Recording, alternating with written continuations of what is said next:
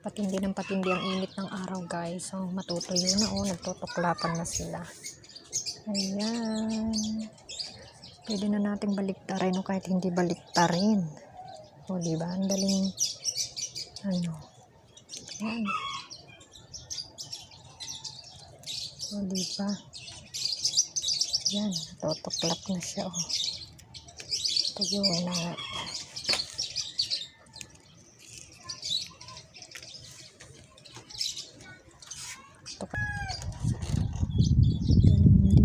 Kasi nahahanginan siya at the same time natutuyo sa init ng araw.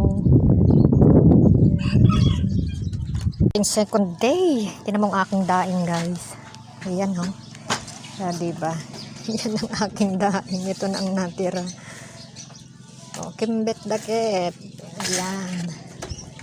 Oh, daing kayo dyan. So, para hindi siya amagin, guys, pinaano ko uli siya for the second day.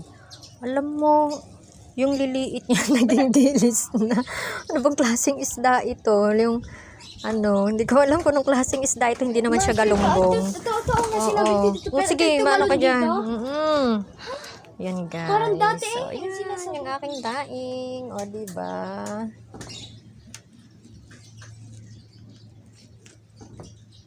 Kailangan pa arawan Guys, uli natin para hindi siya, ano, tawag doon. Guys. Amagin. O, ganyan na lang siya, nakabuyang-yang. Yan, ang aking daing.